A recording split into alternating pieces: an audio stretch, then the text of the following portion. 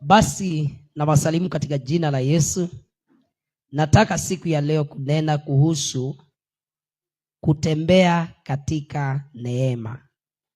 Walking in the grace of God. Wakorintho wa kwanza Mr. Mreithi 15 kutoka mstari wa 9. 1 Corinthians 15:9 kuendelea. Tusomewe. Wakorintho wa kwanza 15 kuanzia mstari wa 9.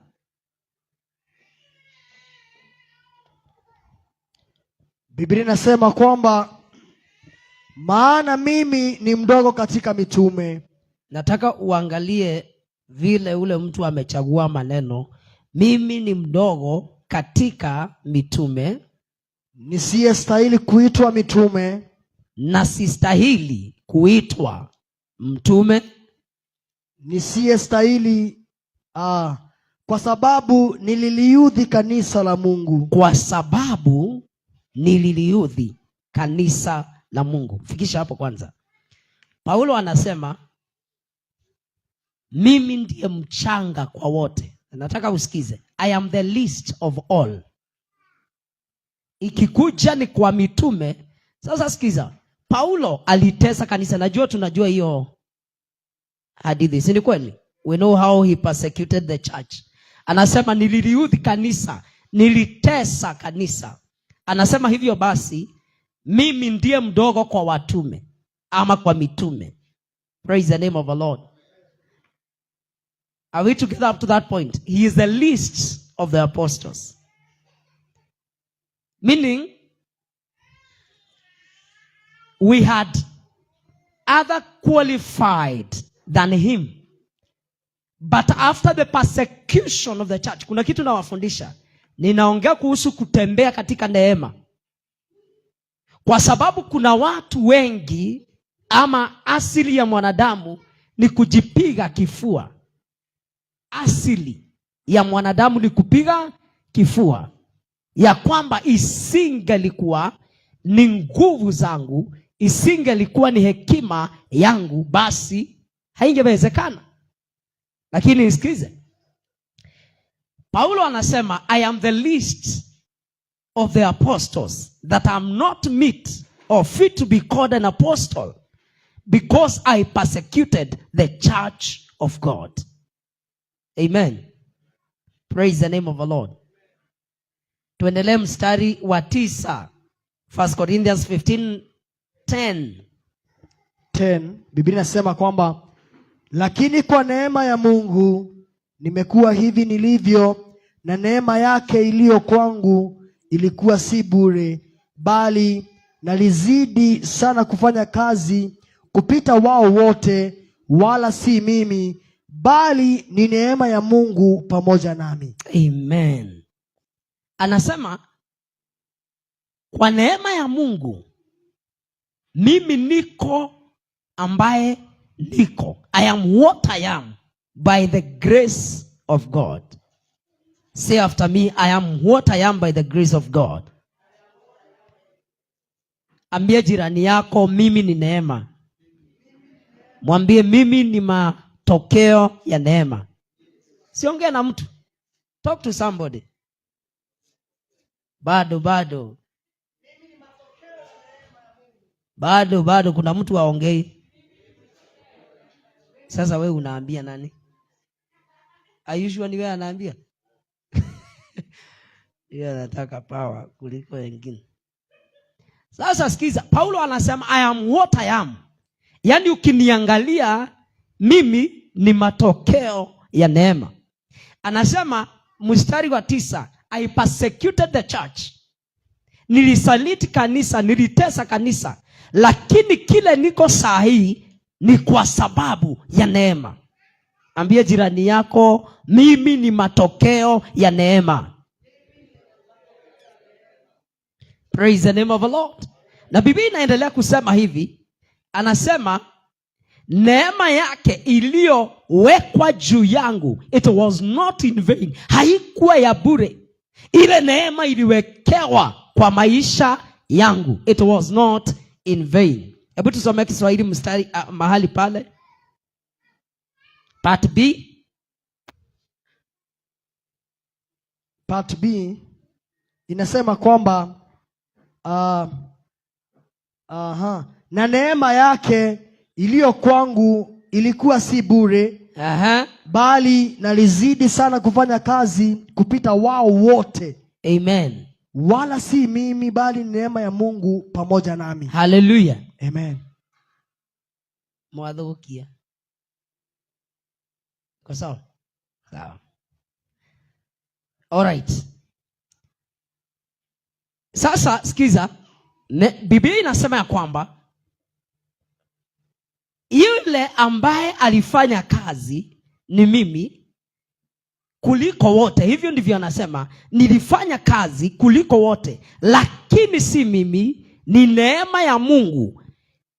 Hata Kiswahili inaiweka vizuri. Hebu soma hapo. It is the grace of God that was with me. Kiswahili inasema ni neema ya Mungu. Bali ni neema ya Mungu pamoja nami. Yes. Ni neema ya Mungu pamoja nami. Praise the name of the Lord. I worked. Sivyo ndivyo anasema. Anasema kizungu, but I labored more abundantly than they all. Yet not I, but the grace of God which was with me. Hebu nikuzungumzia siku ya leo.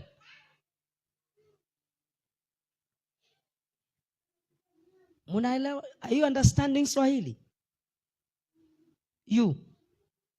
Swahili is okay? All right. Bwana asifiwe. Anasema ya kwamba mimi nimefanya kazi kuliko wote, lakini si mimi, ni neema ya Mungu. Praise the name of the Lord. Sema amina. Ambie jirani yako, si kazi mingi umefanya, ni neema. Praise the name of the Lord. And if you want to walk by the grace of God, there are things that I want to teach you today that will help you to walk by the grace of God. Kuna mambo kadhaa ambayo nitakufundisha siku ya leo. Praise the name of the Lord. Number one.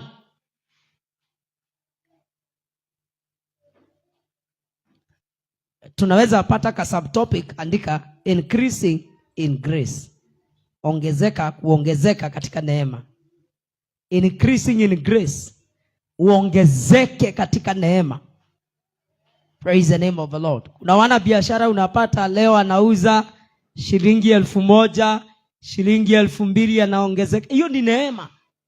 It is not how you know to market your product. It is the grace of God. Praise the name of the Lord. Ukiona ya kwamba unapiga hatua baada ya hatua, si wewe. Ukiona kwa kampuni you are performing kuliko wengine, si wewe, ni neema ya Mungu. Ambia jirani yako, wewe ni matokeo ya neema. Praise the name of the Lord. And there are things you need so that you can walk in the grace. And one of it, andika hivi, number 1, it is for you to increase in grace. Number 1, it is what we call humility. Humility. Humility kwa Kiswahili ni nini? Humility.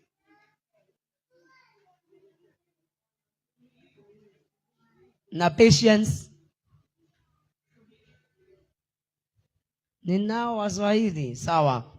Humility kwa Kiswahili. Unyenyekevu. Mwa Kenya wako hapa, unyenyekevu. Praise the name of the Lord. Unyenyekevu.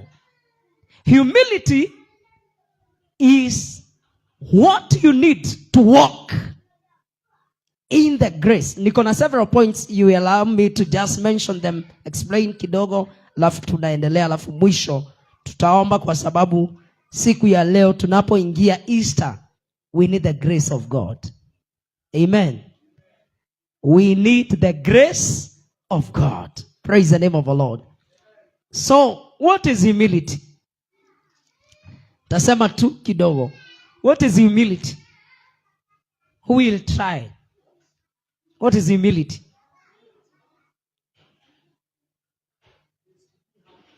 To be humble. Asanti. What is humility? Unyenyekevu ni nini?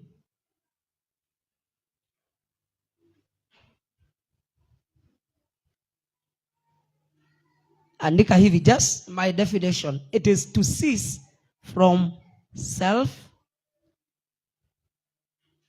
To cease from self and personal works. To cease from self and personal works. Yani, you don't credit yourself. Haujioni wewe. Praise the name of the Lord. That's what we are calling what? Humility. Mimi nipungue. Let's sing together. Wewe uongezeke. Mimi nipungue. Wewe uongezeke. Amen. Amen. So that is what we are calling humility. Praise the name of the Lord. Where you can say this one, it is not my efforts. It is of God. Ambia jirani yako, kuna watu wamehitimu kuliko wewe, lakini wameangamia. Mwambie hivyo. Praise the name of the Lord. Imagine somebody like president, the three presidents, the former. Una imagine kama ingekuwa inaulizwa watu tuulizwe kati ya President Kibaki na Mureithi, ni nani anafaa aende? Wewe hata bila kufikiria, tuongee ukweli. Nani anafaa aende?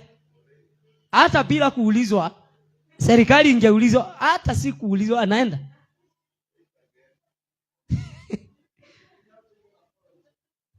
Now, wacha hata tuweke mtu rika ya the president because of his rank in the nation. Praise the name of the Lord. Mzazi wako hakuulizwa na ako pengine rika ile, yeye alienda. Praise the name of the Lord. You are what you are by the grace of God. Praise the name of the Lord. So you must learn to be humble. Stay humble. Ambia jirani yako, stay humble. Mwambie, cease from the self. Mwambie kwa maneno taelewa, don't be selfish. Amen. Unajua watu wengi wanaangalia mambo ya I, me and myself. Hallelujah. Praise the name of the Lord. Na hata uangalie kwa mambo mengi, wakati mwingi ni ule wewe unajishughulikia uhakikishe wewe na watoto wako uko salama, wengine you don't care. But humility will dictate that you cease from yourself and your efforts and see the grace of God at work. Praise the name of the Lord. Bwana Yesu asifiwe. The grace of God. How you increase is through humility.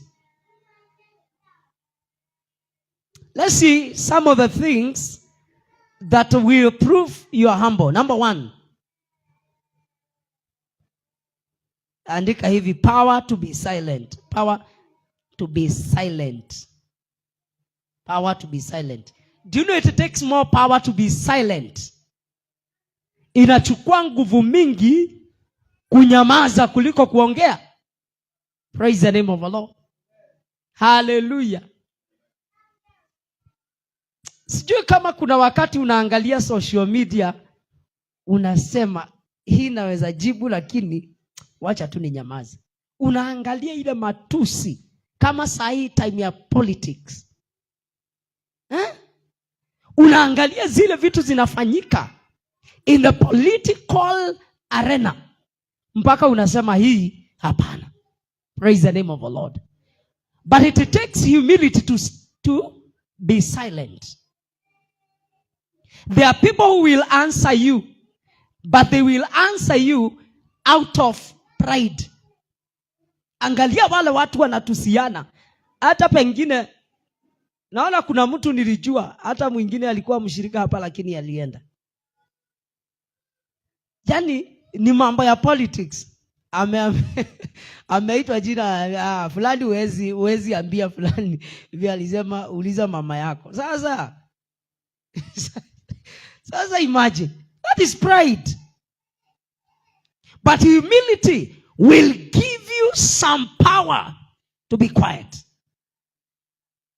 An example, when somebody insults you, wakati mtu anakutusi na uko na uwezo wa kumjibu lakini unanyamaza. Praise the name of the Lord. Juzi nimesikiza, I'm neither supporting either party, but I listened to the two political allies, our Mr. President and the opposition. Sasa huyu anaongea, huyu anamjibu. Sasa jana nilisikia, ni jana ama ni juzi, Mr. President amesema usinyamazie mjinga asifikirie ni mwerevu, mjibu kulingana na ujinga yake. Now, that scripture has been misinterpreted. Praise the name of the Lord. Hallelujah. Unapata hata leo politicians wako kwa makanisa wanafungua maandiko. Amen. Praise the name of the Lord. Because they want to pass a message. But let me tell you something, it will take humility to be quiet. Ambia jirani yako, it takes humility to be quiet. Praise the name of the Lord. Shall I tell you something else? Humility doesn't know offenses. You don't get offended if you're humble.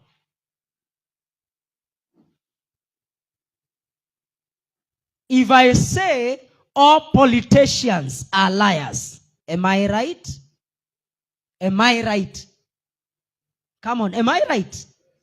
No. They are not all liars. Nikisema politicians wote ni waongo, I will not be right. Are you getting what I'm saying? Are you getting what I'm saying?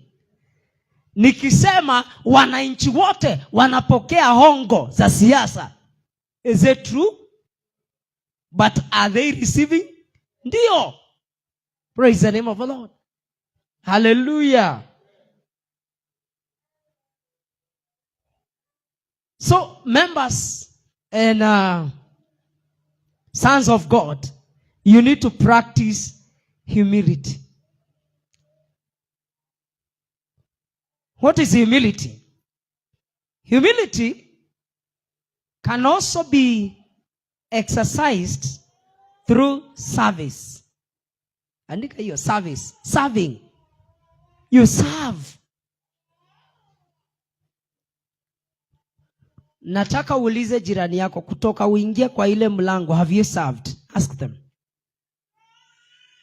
Ulize jirani yako, kutoka uingie kwa ile mlango, umetumika, umefanya kitu kwa kazi ya Mungu, na usituambie umemuimbia Bwana. Si hata si tumeimba. Ask them, have you done anything since you came in by that door? Have you done anything? Have you done anything? Yes? Who is saying yes? All of you. Who is saying yes back there? Umefanya kitu ya kutumika. Service, listen. Praise the name of the Lord. Unaweza ona hata kiti imepangwa vibaya, upange vizuri. That is serving. Praise the name of the Lord. You put some order, and service portrays humility. Yani kutumika, utumishi unaonyesha kwamba unao unyenyekevu. Praise the name of the Lord. Do you want to increase in grace? Do you want to increase in grace? Yes. And this grace, now what is grace? There are many definitions of the term grace. Praise the name of the Lord. Allow me to just mention something. Praise the name of the Lord. There's what we call merits or qualifications. But when we talk about grace, we are talking of unmerited, something you do not qualify for. You receive it. Kitu ambacho hauna qualification yake. Praise the name of the Lord. Sijui kama mshaenda kwa mkutano wa hadharani, kuna chaguliwa watu unaona wakisema wewe kujeni. Si kweli? Na wewe uko pale. What is that thing that causes a distinction? It is called favor. Kibali, kukubalika. Kuna mtu ukiangalia hata hapa nikuambie usimame hapa mbele. Nikuambie angalia hawa watu. Mwenye anakupendeza, nataka umpatie zawadi. Utaona kila mtu ako na choice yake. Because there is that person that is appealing, that is getting favor in your eyes. Praise the name of the Lord. Na ule mwingine si mbaya, ni kibali tu kimepatikana kwa macho ya ule mwingine. Can you say humility? Praise the name of the Lord. Acha niseme kitu ingine. Humility is also portrayed through discipline. Discipline. Discipline ni nini kwa Kiswahili? Si heshima. Nidhamu. Sasa si tukufuata tena utuweke kwa shimo. Pokea power. Nidhamu. Mtu ambaye ukitaka kuangalia a humble person, you will observe discipline. Utaona huyo mtu ako na nidhamu. Praise the name of the Lord. And we mention some of the things, for some of the disciplines: discipline of prayer, discipline of fellowship, discipline of reading the word of God, discipline of purity, discipline of holiness. These are disciplines. They have wako na hizi nidhamu. Praise the name of the Lord. Ni mtu ambaye amefika kiwango cha unyenyekevu. Ambia jirani yako, nikitaka kujua kama we ni mnyenyekevu, mwambie tu, nitaangalia nidhamu. Discipline. How disciplined are you as a Christian? Praise the name of the Lord. Mimi nimeona Wakristo hawajakuwa wakifunga wakati Waislamu wanafunga, lakini wakati Waislamu wanafungua, Wakristo wanaenda na masahani. Did you I'm sorry. But I'm not targeting anyone here. I'm just saying for the sake. They didn't carry the cross, but now they want to participate in the benefits of the people that carried what? The burden. Praise the name of the Lord. Discipline. Hallelujah. Tunahitaji kuwa watu wenye adabu na nidhamu. Praise the name of the Lord. And that portrays humility. Praise the name of the Lord. Number 1, tumesema, how do you increase in the grace? Is through humility. Number 2, how to increase in the grace of God. Say this. Can you say number 2? Maturity. Maturity. Kukoma. Na mnisikiza wapendwa. Wakati Biblia inasema, Mr. Mreithi tutafutie pale, wakati nilikuwa mtoto niliongea kama mtoto. Wakati nilikuwa mtoto nilifanya kama mtoto, na saa hii nimekuwa mtu mzima. Biblia inasema nimeacha mambo ya utoto. I have embraced the things of mature people. Amen. Hallelujah. We have men and women here, you are married, but still you want to be treated like young children in the marriage. Hebu tusomee pale kwanza. Wakorintho wa kwanza 13:11. Biblia inasema kwamba nalipokuwa mtoto mchanga nalisema kama mtoto mchanga, nalifahamu kama mtoto mchanga, nalifikiri kama mtoto mchanga. Tokea hapo nilipokuwa mtu mzima nimeyapatilisha mambo ya kitoto. Amen. Si umesikia? Si umesikia? So there is a level where you are a child. Listen. If you want to increase in the grace, sikizeni, lazima ukomae. Ambia jirani yako komaa. Lakini usiambie mzazi wako kama unajua unaambia mama yako komaa. Amen. But what we are teaching here, it's spiritually maturing. Ukomae. Praise the name of the Lord. Sema amina. Na kama tutaongezeka katika neema, kuna vitu ambavyo they cannot be entrusted watoto. Sidhani naweza patia Asha hii kitu apeleke pale nje. Ni ya glass. Najua anaweza jikwaa afanye nini? Anguke. But getting such a gentleman, tamwambia beba hii kitu peleka. Because they are of age. Wako na capacity, wako na uwezo, wako na ile nguvu inahitajika kubeba ile kitu. Sema amen. Watu wengi wamekataa kukomaa kwa mambo ya Mungu. Hivyo basi wamejifanya wasiweze kupokea neema ya utendakazi. Wasipokee neema ya kutembea na Mungu.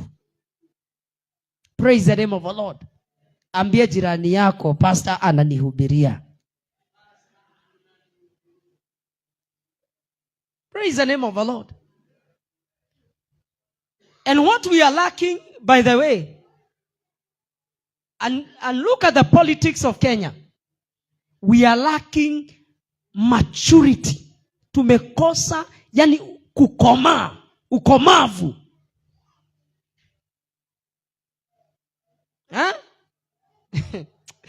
Yani unasikia, imagine senior leaders that we are following and we shall vote for them. Mtu anaambia mwingine ng'ombe yako kufa kwa sababu ya kupe. Imagine. Mwingine naye anamjibu. I want you to check the issue of maturity there. Yani ni maneno ambayo ni ya primary school. Ile ulikuwa unaambia mtu na ujue nitafunga na wewe. Bwana asifiwe. Am I speaking to somebody? We must mature. We must get to a level where we want to increase in the grace of God and mature. What is maturity? Write the following. Maturity, how do we define maturity? We define maturity by one, taking responsibilities. Taking responsibility. Mature people will take responsibility of themselves and other people. Watajukumika. Praise the name of the Lord. Mtu aliyekomaa. Hallelujah. Wacha niseme enzi za kitambo kidogo. Naweza kumbuka 90s. Naweza kumbuka vizuri. Ya kwamba mzee ameletewa chakula na mke wake ama chai. Na mzee amemaliza kukunywa na kula. Alafu sasa mahali ako mama anaitisha nipatilishie hiyo kikombe. Mzee anachukua kikombe anaitupa mbali. Ili mama afanye nini? Aende kwa safari sasa. Yani we were, those days the kind of marriages zilikuwa ni marriages zile za dictatorial. Yani mzee akiingia, najua kuna watu wanarelate, mzee akiingia watoto wanatoroka wanaenda wapi? Mama unajua by 6 unafaa kuwa kwa boma. Ikifika 6:30 hata kama mzee hauko ujiseme. You're getting what we are saying? But maturity will dictate that you take responsibility. You become a responsible father, a responsible mother. a responsible son. So tutaona umekomaa na uko tayari kupokea neema ukianza kuchukua majukumu. Praise the name of the Lord. And one of the things that matures you in Nairobi, it is paying rent. Unalipa rent. Unaanza sasa kufunguka. Unaanza kupokea majukumu. Unapata mtoto. Unaanza kujukumika. So this is a way of maturing, taking responsibilities for yourself and for others. Say amen. Praise the name of the Lord. Do you still want to receive grace? Tell your neighbor, be responsible. Hallelujah. I know many people are fighting the church.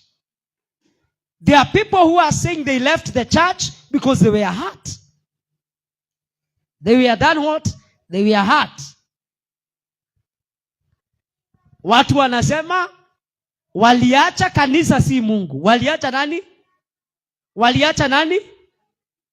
Now, who is the owner of the church? Let's talk. Nani mwenye kanisa? Nani?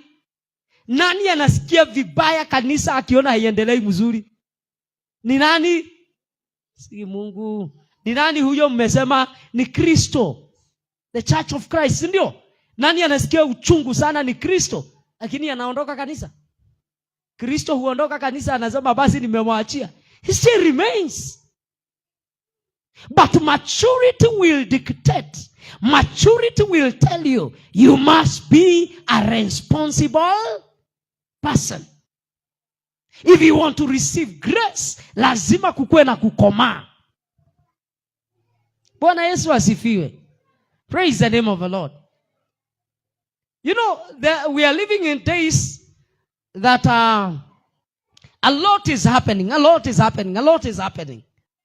But one of the things I want you to check, if you want to receive life that is full of grace, I want you to check on the area of maturity. Ambia jirani yako, the area of maturity. Ebu simameni kidogo, simameni kidogo. Gonga mtu mabega, mwambie usiniombee saa hii. Mwambie pastor alikuwa ameomba asubuhi na usiku mzima. Mwambie pastor ameomba usiku mzima na wiki mzima. Amen. Sema nyuma yangu, mimi. Sema jina lako. Sitalala wakati huu. Na ujue ni pepo, tukimaliza ibada utachangamuka. Na mbeleni huko unalala keti sasa, najua uko na dozi sasa. Maturity. Praise the name of the Lord. Hallelujah. I said hallelujah. How many people goes to hotel and after they have taken good food, wanaambia the waiters and the cashiers buy? What do you do? Wakati umeenda kwa hoteli na umekula, unafanya nini James? Unafanya nini? You pay for the services. Amen. Hallelujah. Right now I'm offering services, spiritual services. I'm not asking you to pay. But it is out of maturity that it will tell you need to pay for that service. I'm not talking about business here. I'm speaking about maturity. It will tell you that you need to be nourished the other day. You need a facility like this one. So you need to pay for the services. Maturity will tell you, the place I gather every Sunday, there are some things that need to be done. So you will take responsibility. Ambie jirani yako, kutoka leo chukua majukumu. Mwambie chukua majukumu. Hallelujah. Hallelujah. Mature people are not easily offended. Write that. They are not offended. Offenses. Unapatanga mtoto akiambia mtoto mwingine, sitakupatia taamu kwa sababu maybe amemkasirisha, si ndio? Si ni ukweli?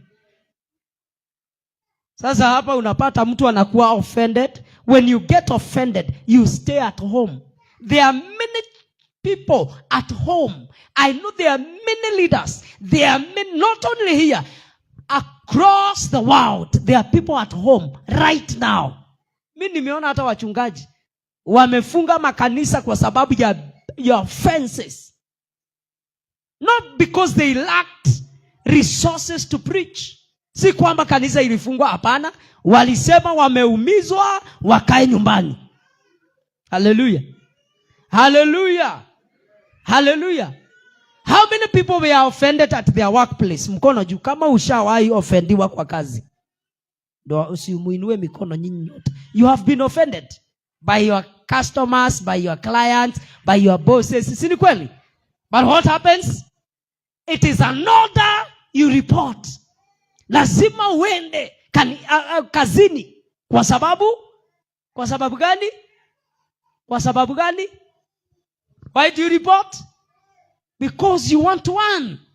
Si ni ukweli? Praise the name of the Lord.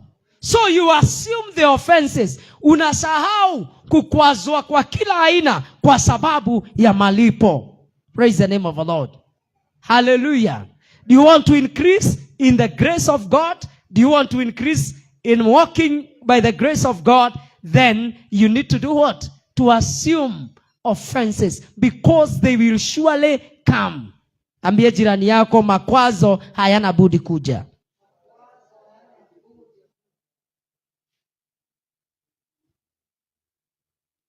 I know there are marriages. By the way, there are people who are here, your husband offended you in the morning, and your wife offended you in the morning. Your children offended you, your friends, but you're still here. Si ni kweli? Sana sana kwa ndoa, na utarudi kwa hiyo ndoa jioni. Sema kwa kina ndoa. Sasa unarudi huko. Dennis, hakuna kwingine, ni huko. Na usiporudi mama atanipigia simu niambie mzee sija. Tuanze kukutafuta sasa tushindwe kwani. Si ni kweli? Si ni kweli?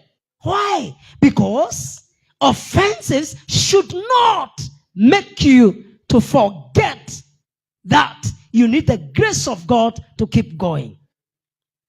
Hallelujah. Hallelujah. Something else that you need to work on. This is, I will speak of something, is what we call, you need to work on bitterness. Bitterness.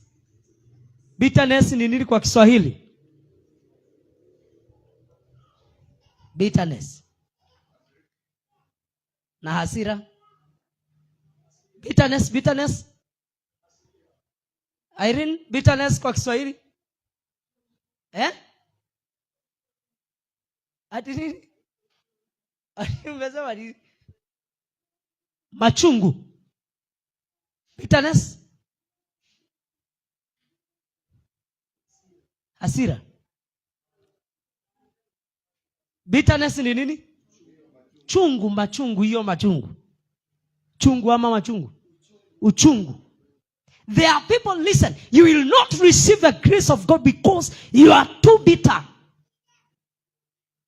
Yani bitterness is harboring in your heart.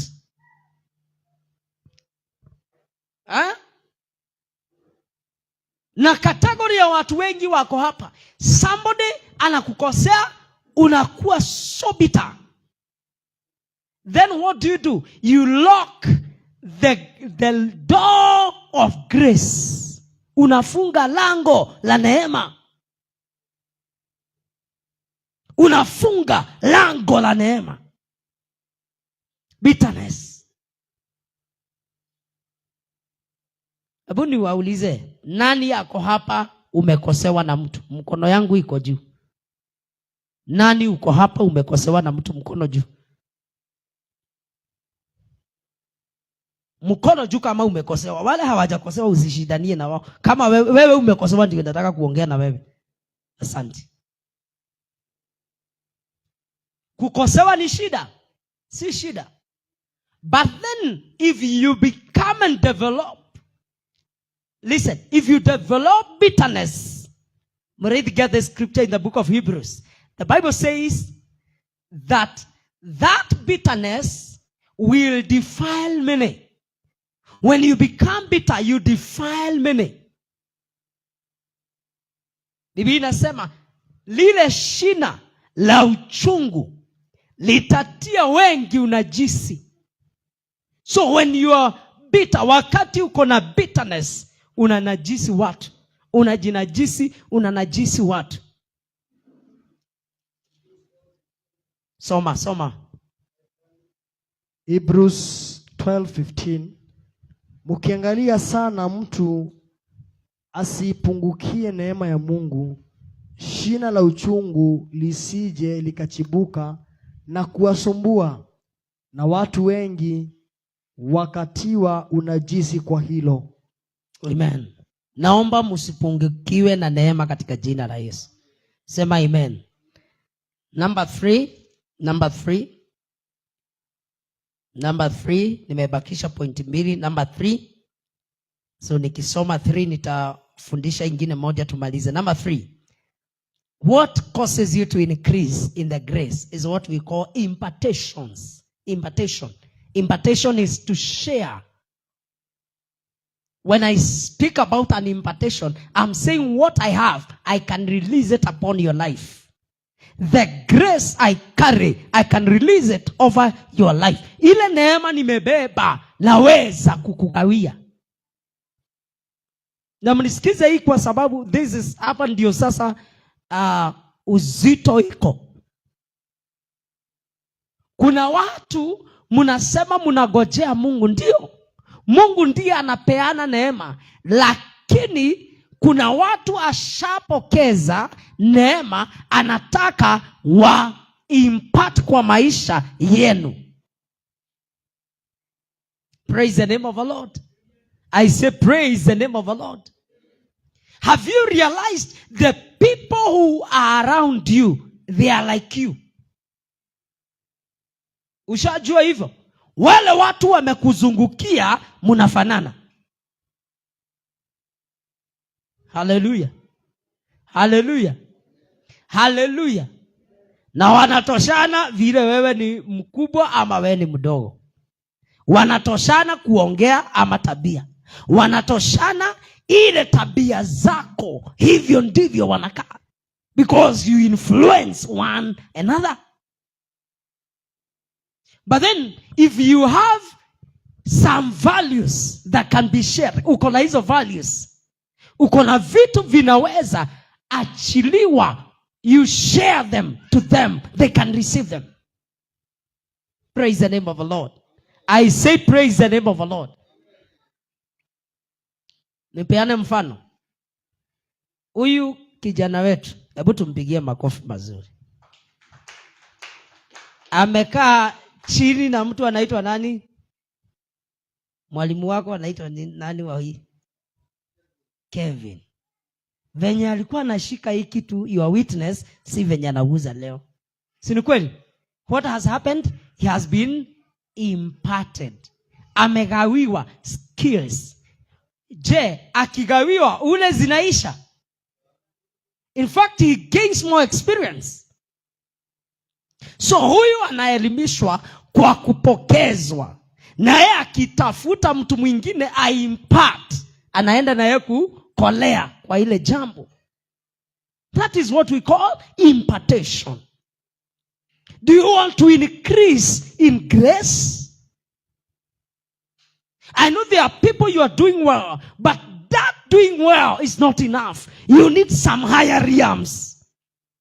Unahitaji viwango vilivyo juu kuliko hivyo. Praise the name of the Lord. Hallelujah. By the way, let me tell you something. Ukikaa na watu wakwambie you are the best. Wanakuambia you are the best, not in Kenya. Wanakuambia kwetu you are na kwenu ni wapi? Githurai. Imagine mtu anakuambia Githurai you are the best. Na kuna Karen. Kwa nini asikwambie you are the best in Nairobi? They are telling you are the best within their circle. That means, listen, you need to also associate yourself, ujishikanishe na watu walio na neema ile unatamani. Hallelujah. Nasema hallelujah. Hauwezi kuwa unataka kuwa mwanasiasa na unatembea na wahubiri peke yake. Wahubiri ni wazuri kutembea nao, but you need people with the grace of leadership and authority in nations, over nations. Praise the name of the Lord. Impartation. Hallelujah. Acha nipeane mfano na Dennis. Dennis ni mwimbaji mzuri. Sasa huwezi kuwa unatamani uimbaji wake alafu ukienda akupokeze. How do you get imparted? Maybe through trainings or something like that. Siku zote unaenda wewe unataka gift yake. What you are after is the gift, not him. It is the gift. So if you will not understand the principle of giving and receiving, what do I mean? You go with a gift to him. Hata kama ni once. Kama umetamani, sijasema kwa kila mtu. Kama ushaitamani, wewe siku moja kuja na soda ile ya 1 liter. Jamaa itafurahi. Itamwaga neema yote kwako. Hata akiimba hapa anasema ule sigalilete. You know, hiyo kufurahi ndio unaachilia. When you are happy, you release the grace. Na niposa unaona hata mtu akikasirika analaani watoto wake kwa sababu ya hasira. He is imparting hiyo hasira. Praise the name of the Lord. Impartation. Hallelujah. Kitu nitakwambia, usimwambie nataka kuwa kama wewe. Hiyo wachana nayo. Utapigwa panga. Utapigwa panga kichwa. Nataka kuwa kama wewe mtumishi. Hata kwa sasa kama leo ameniambia mahali alinyoroshewa. Kuna watu 6 wamenyoroshewa leo. Na wakaangamia. 6. Imagine. A very bad place. Na ni stretch kubwa sana. Yaani ni kieria kikubwa. Some kilometers anywhere there. But God delivered him. So you have a lot to share. Wacha nikuambia wapendwa, desire the grace and be ready for the protocols of grace. Mimi usiwahi sema unataka kuwa kama mimi kwa sababu utakufa wewe. Just desire the grace, get it, keep moving and become yourself. Kuwa wewe. Ambie jirani yako kuwa wewe. Mwambie kuwa wewe. Praise the name of the Lord. Tuendelee ya mwisho. Ya mwisho. How do you receive grace? Or do you increase in grace? Number what? Hiyo ni namba ngapi sasa? Number 4. Are you sure? 5. 5 is sacrificial life. Living a sacrificial life. Hiyo ndio namalizia nayo. Living a sacrificial life. Unaweza nipea some codes nani? Niuzie hiyo kitu. Praise the name of the Lord. Having a sacrificial life. Sacrifice ni nini? Kujitoa. Maisha ya kujitoa. A sacrificial life. Hapo ni sawa. Praise the name of the Lord. You live a sacrificed life. Kuna mtu naongelesha hapa na ninasikia wako pande hizi pande ile. Ukipita unasikia ka appetite kachipo mwitu. Mahindi ya kuchemusha, mahindi ya kuchoma, ndizi, maembe. Kuna appetite utakata wakati inakuja. It's about to receive the grace. You must learn how to discipline yourself. Sema amina. Kuna some appetites lazima ziondokee maisha yako. Praise the name of Allah. Unajua kuna mtu hawezi funga intentionally kusema tunafunga siku ya kesho. Hawezi funga hataweza. Pepo ya nini ya tamaa. Anasikia harufu ya chai, anasikia hajaisikia chai kinukia hivyo. Alafu anapita anasikia mandazi inapikwa anasema mandazi. Inafanya usiende kwa uwepo wa Mungu. I know what I'm saying. One time we were fasting with my brother and my sister. elder brother and sister. My brother tukiwa have a break time, tumeomba mpaka saa 5. Akasema, oh Jesus, nasikia pale juu anapika chai na mandazi. Yani harufu. Nani kutoka hapa mpaka wapi? Pale Raunda. Harufu na ni ukweli. Do you know why? When you fast, you are able to discern the minute things, the small things of the spirit. And that is why we advise people to pray and fast. Keep yourself from food for some time. You will be in a position to get the detailed things. Scrutinize the small things. Yani unapata tule tu details tudogo twa kiroho kwa sababu ya kujinyima, kuondokea appetites. Praise the name of the Lord. Hallelujah. You live a sacrificed life. Bwana Yesu asifiwe. Hebu tuongee wapendwa. Huwezi funga, na msikize kutoka leo. Huwezi funga siku 3. Tuseme breakfast na lunch. Especially wale mnafanya kazi town na mahali mnaenda mbali, mnanunua lunch. Asubuhi ni 100 ya chai, lunch ni 150. Hiyo ni 250. Kwa siku 3 hiyo ni pesa ngapi? And 250 times 3 hiyo ni pesa ngapi? 750. So 750 unafaa kupeleka wapi? Utaona kuna mtu atakaa na ile 750 na anaita fasting. You are not fasting, you are saving. Wewe ulikuwa kwa savings, ulikuwa una practice savings. That is not fasting. Fasting, you must sacrifice that thing. We sacrifice. Toa.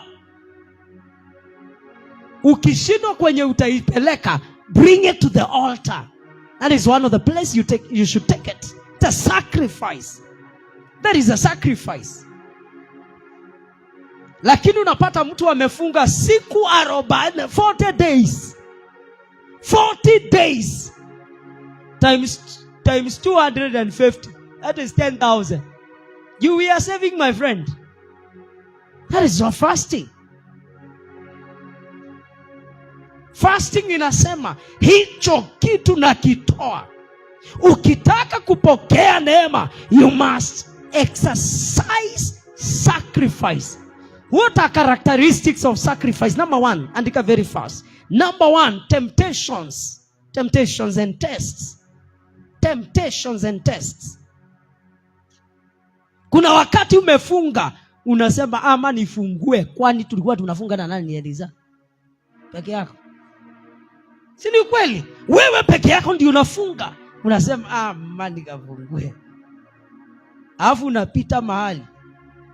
Ukipita mahali unapatana na mpendwa, anasema Bwana Yesu asifiwe mpendwa, endelea kushikilia tu imani, unaacha. Na nikakombe tu ya chai. Temptations and tests are many.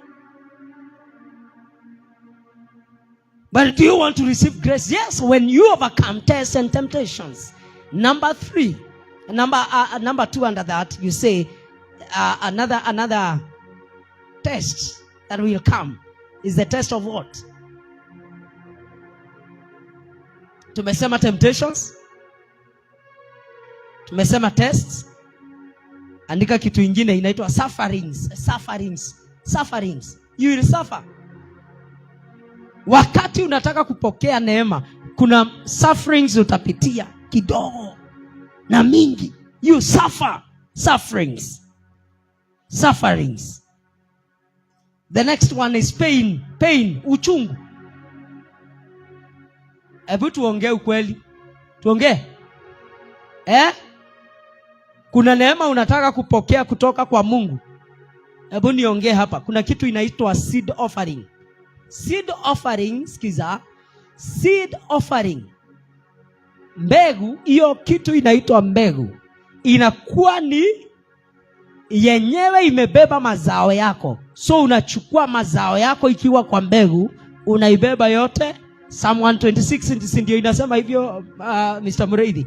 Nasema wale wanabeba mbegu zao, wanaenda wakilia, lakini wakirudi, wanarudi wakiwa na mazao. Precious seeds. Praise the name of the Lord. You carry precious seeds. That's a sacrifice. Praise the name of the Lord. Sema amina. You suffer pain, sufferings. Yani sijui kama ushatoa dhabihu mzuri after mmeachana na Mungu, ama kutoka kwa man of God, ama kutoka kwa madhabahu, unasikia hiyo kitu. Sijui kama naongea na mtu. Have you ever given a sacrifice mpaka ukitoka hapo unatoa kajasho? Kwani naongea na kina nani? Are you getting what I'm saying? Wapendwa, Bwana asifiwe. Unaelewa kile nasema? Unatoa kitu, alafu ukirudi unaenda ukijiongelesha. Wacha niwaambie, and this is a true story. Kuna time nilitoa kitu, alafu nilikuwa sasa natembea prayer walk. Nilipiga nduru, hata ni jamaa aliniuliza kwa nini unapiga nduru. That is true, but that is danganyi, ukweli. Sasa jamaa kwa nini unapiga nduru? Ile uchungu ya kuachilia. Sacrifice. But that thing gives you the ability to receive the grace. Praise the name of the Lord. Hallelujah. So wapendwa, nataka mujifundishe namna ya kupokea neema. Hebu tumalize na 4:33 Acts of Apostles. 4:33 Acts of Apostles. Tumalize na hiyo 4:33 Acts. Biblia inasema, na mitume wakatoa ushuhuda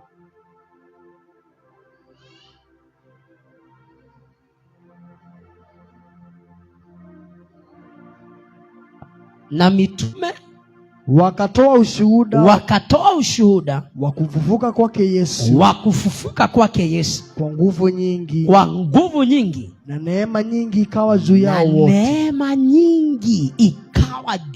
yao wote, and great grace was upon them all. This is what we call great grace. Sikizeni wapendwa, Boni, kuna kitu inaitwa neema kubwa, James. Yani unatembea kwa neema. You walk in the grace. Unauliza mtu, how did you get that? Anakuambia sijui. Great grace. Siniwapea story. Jamaa anacheza keyboard hivi.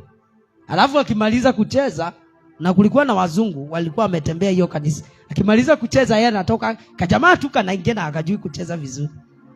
Wazungu wakipewa kumenesa anasema, kwa yule sasa kajamaa kameingia anasema, young man, do you want to go to US?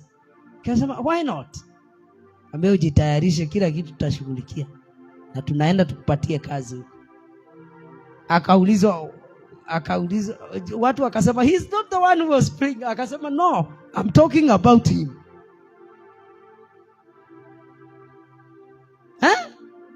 Neema.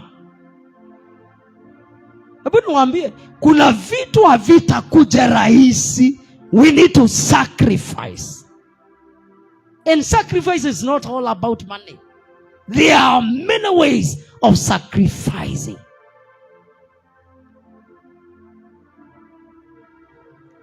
We are going to pray in the next 5 minutes. Masaa yangu imeisha. 5 minutes we pray. And mark you what God wants you to receive. Ongeza volume kidogo. Anataka mpokee neema. God wants you to receive grace. Praise the name of the Lord. Kuna watu mnafaa mpokee neema ya biashara, neema ya familia, neema ya politics. Pokea neema ya mambo makubwa. Neema za investment.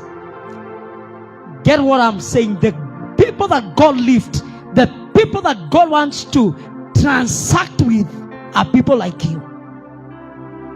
Mimi nataka ujitayarishe na nataka usimame. I want you to start praying and asking God. Listen, where you are is the lowest. Mahali uko ndio pa chini kabisa. Praise the name of the Lord. There are dimensions in God, dimensions of grace. Viwango vya neema. Anza kuomba.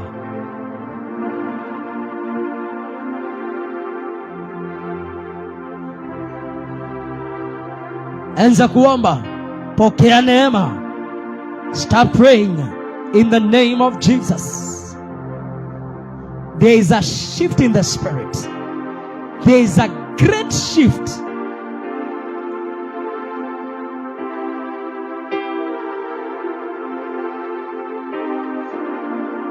Zamara kataboza. Zashalalalabush.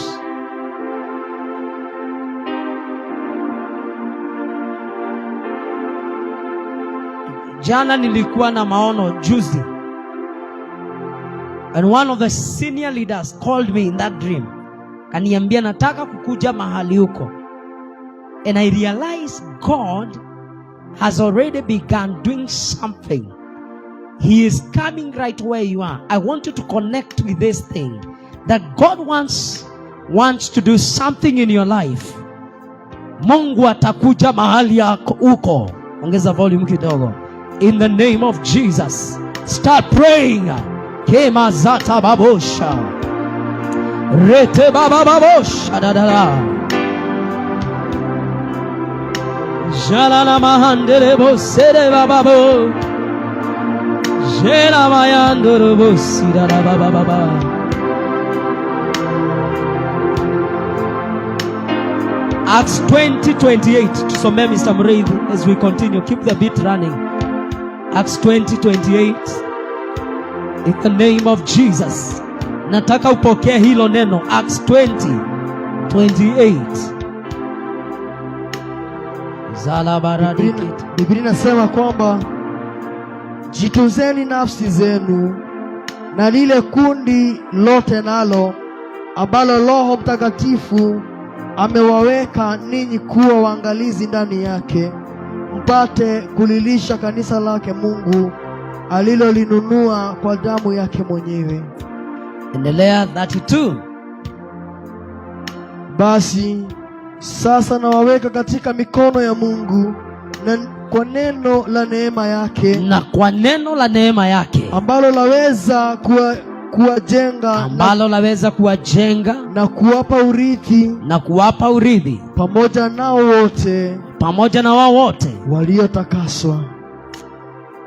Anasema I commend you to the word of God and the word of his grace. I commend you. Na waweka kwa neno lake la neema. Anza kupokea neema sasa.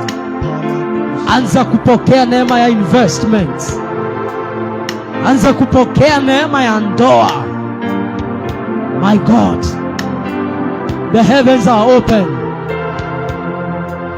Zekamana mahande bosat. Jera babusha bahande maza. Zikera mayano bosida baba babusha. Zara bosh, lelelelele baba babus. Zera mahande bosatabaya. Praise and worship, join me for a while. Rena mabosanda magande bosa. Pokea neema. Neema ni tofauti. Neema ni tofauti, ni tofauti. Tunaposema neema si kitu kimoja. You are receiving the Spirit, but it is that diversified.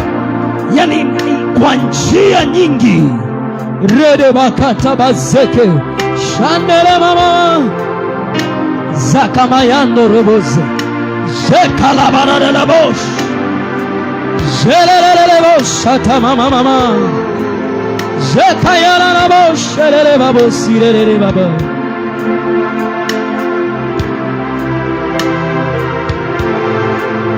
wewe ni wewe, na utabaki kuwa ni wewe.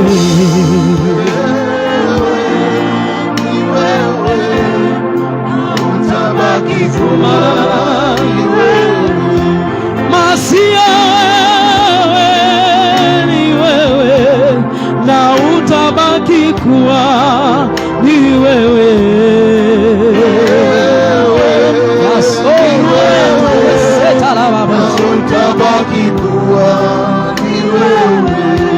Masia wewe ni wewe, na utabaki kuwa ni wewe.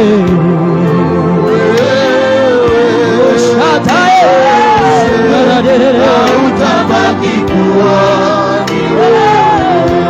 Masia wewe ni wewe, na utabaki kuwa ni wewe.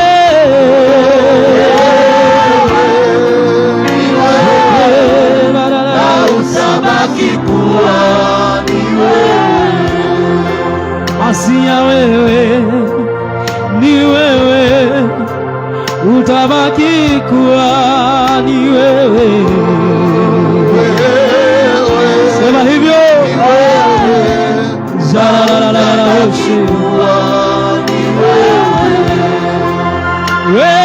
Wewe ni wewe, na utabaki kuwa ni wewe.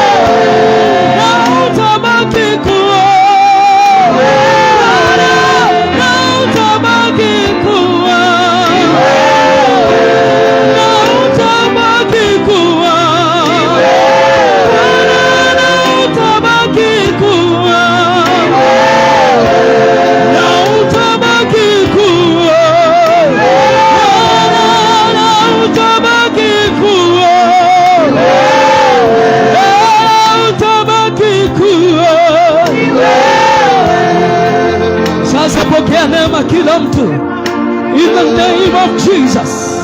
Kela barabosha, pokea neema. Bwana anajua ile nafasi ambao unataka kuimiliki. Pokea hiyo neema. The grace of God is never enough. Receive new grace. Receive new grace. There are people the Lord is telling me they need the grace to wait for Him. They need the grace of patience. My God, akapo sataya. Wala mnafaa kupokea neema ya kungojea. Pokea neema. Pokea neema ya usubira. Pokea neema ya uvumilivu. My God, zamana nagadeshata. Wale ambao it is your due season, wale ambao ni majira yenu, pokea neema sasa. Rekebe bosha, redekea mama bosha. Wale ambao ni majira yenu ya kung'aa, pokea neema. Wale ambao mnafaa kutulia mpaka wakati wa Mungu, pokea neema. It shall not pain you to wait. I waited for the Lord patiently. He answered my prayer. He inclined his ear unto me, and he heard my prayer. He has delivered me from the pit of my clay. Jehovah is the Lord. Receive the grace. Pokea neema kulingana na kile unahitaji. Pokea neema.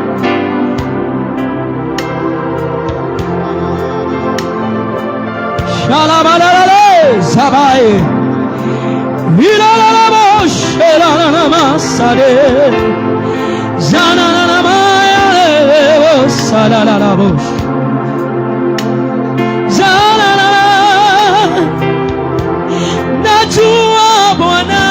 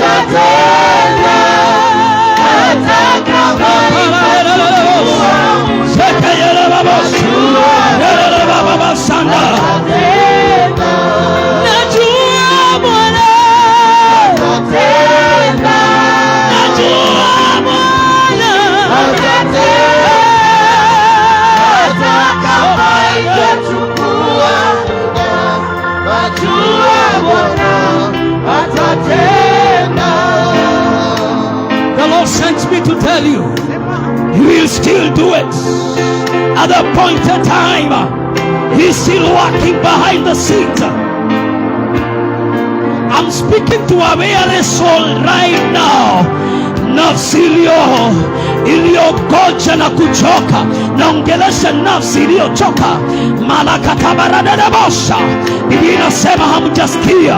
Kwani hamjasikia? Kwani hamjui ya kwamba Bwana wetu hachoki, wa kwamba Bwana wetu anatia nguvu wenye kuchoka, anatia watu nguvu. I am speaking to a weary soul. Receive the empowerment. Receive the empowerment. Receive the empowerment of the Spirit.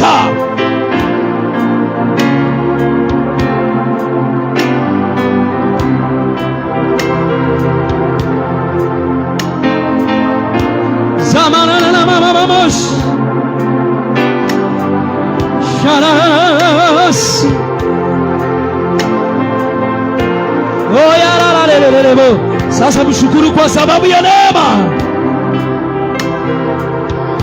Inulia mikono yako, mshukuru kwa neema ishakuja juu ya maisha yako.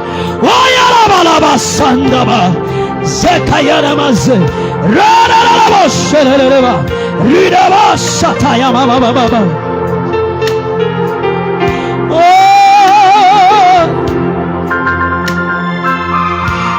Bwana